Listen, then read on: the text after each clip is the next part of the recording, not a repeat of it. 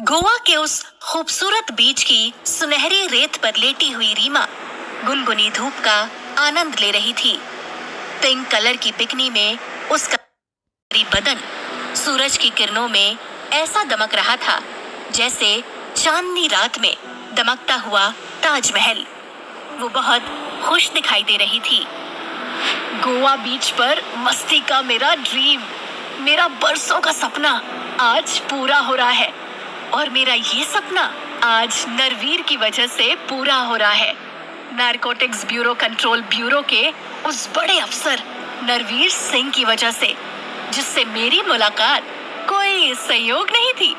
जब मैं नेपाल से स्मैक की बड़ी खेप लेकर बहराइच की तरफ भागी जा रही थी तो वो मुझे रास्ते में बैरियर पर मिला था। लीजिए, नरवीर साहब आ गए। आगे वही बात करेंगे आपसे। इतनी जल्दी कहाँ भागी जा रही हो मैडम? जरा हमसे भी मिलती जाइए, हम आपकी राह में खड़े हैं। आप मुझे इस तरह नहीं रोक सकते, मुझे जाने दीजिए। मेरे दादाजी की तबीयत बहुत खराब है, उन्हें तुरंत ही मेडिकल हेल्प। तुम्हारी ये कहानी मैं सीसीटीवी कैमरे में तुम्हारी रिकॉर्डिंग में सुन चुका हूँ। वो अभी टाइम फेस हो जाएगी। पहले मैं तुम्हें अपने बारे में बता दूं। मैं special officer narcotics control bureau, Narveer Singh नाम है मेरा। जैसे कुत्ता 70 मीटर दूर से अपने मतलब की गंध को सूंघ लेता है, वैसे ही मैं स्मैक और दूसरे नशीले पदार्थ की गंध को दूर से ही सूंघ लेता हूँ। इसलिए मैं बिना देखे ही बता सकता हूँ कि तुम्हारी गाड़ी में स्मैक मौजूद है। और दूसरा, जिस बूढ़े को तुम अपना दादाजी बता रही हो ना, वो साला बहराइच का एक हिस्ट्री शीटर गुंडा है। जवानी में दुनिया भर की गुंडाई की है इसने, अब बुढ़ापे में एक्टिंग कर रहा है। अब इस साले के पिछवाड़े पर 4 लात मारूंगा, सारी सच्चाई उगल देगा। और ऐसा होते ही सारी दुनिया के सामने तुम्हारी पोल भी खुल जाएगी। तो सच सच बोलो। वो सर, वो मैं। नरवीर सिंह ने रीमा के शरीर पर एक गहरी नजर डालते हुए बोला, बड़ा तबाही वाला जिस्म और जवानी लेकर घूम रही हो। मैं तुम्हें 2 ऑप्शन देता हूँ, या तो इस जिस्म और जवानी को ड्रग्स स्मगलिंग केस में सेंट्रल जेल की सलाखों के पीछे गला दो, या मेरी बात मानकर इसे मेरे हवाले कर दो, ताकि मैं इस जिस्म को सोने से लाद सकूं।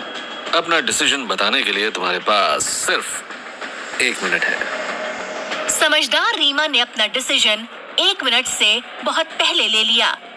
तुम 1 नंबर के कमीने ऑफिसर हो। Thank you, I like it, कमीना।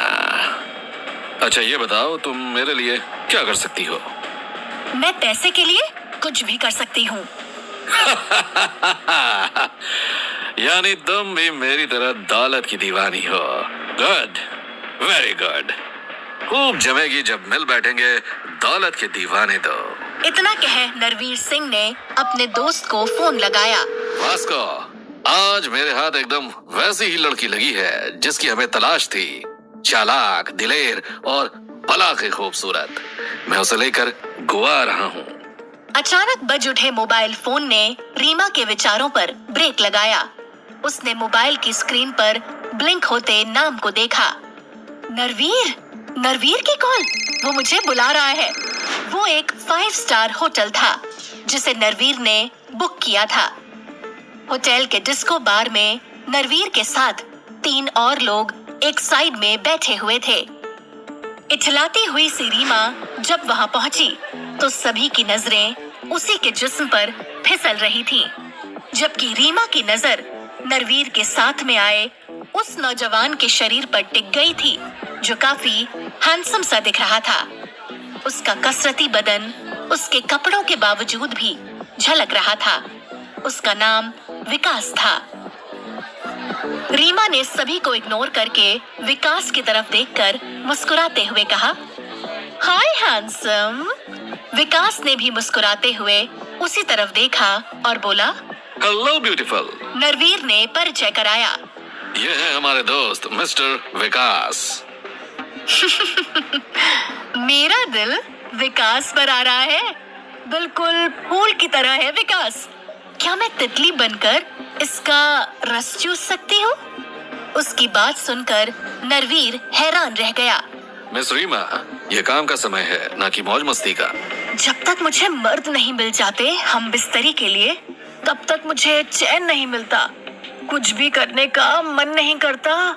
इसलिए विकास, चलो मेरे साथ कमरे में। तुम्हें वो सब मिलेगा जो तुम चाहती हो, लेकिन इससे पहले बिजनेस मीटिंग हो जानी चाहिए।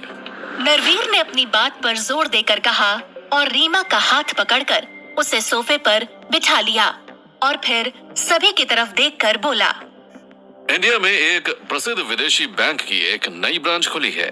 ये बैंक इंडियन मार्केट में होने वाले डॉलर की डील को हैंडल करता है, यानी रुपयों को एक्सचेंज करता है। अब जरा सोचो, ये बैंक कितना बड़ा खजाना है हमारे लिए, जबकि $1 की कीमत 82 रुपए है।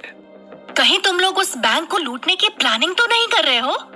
दाद देनी होगी तुम्हारे तेज दिमाग की, मतलब की बात पर एकदम पहुंच जाती हो। मुझे खुशी है कि मैंने तुम्हें ढूंढा। बिल्कुल सही समझा तुमने, हम इसे लूटने की ही प्लानिंग कर रहे हैं। क्या इस प्लान में मेरी भी कोई जरूरत है? वैसे मुझे नहीं लगता कि मेरी कोई जरूरत है। इस प्लान में तुम्हारी सख्त जरूरत है। ये सारा प्लान तुम ही लीड करोगी। Keep patience. अभी पूरी जानकारी आई नहीं है। मेरा दोस्त वास्को सारी डिटेल लेकर आ रहा है। मिलने के बाद तुम्हें तुम्हारा काम भी बता दिया जाएगा। हाँ, तब तक तुम चाहो तो एक काम कर सकती हो। कौन सा काम? तुम फूल का रस चूसना चाहती हो ना? विकास नाम का फूल तुम्हारे सामने हाजिर है। ले जाओ इसे, और जब तक वास्को नहीं आता तब तक जी भर कर इसका रस चूसो। रीमा मुस्कुरा कर उठी। उसने आगे बढ़कर बड़े प्यार से विकास को हाथ देकर उठाया और विकास से चिपकती हुई सी कमरे की तरफ बढ़ गई।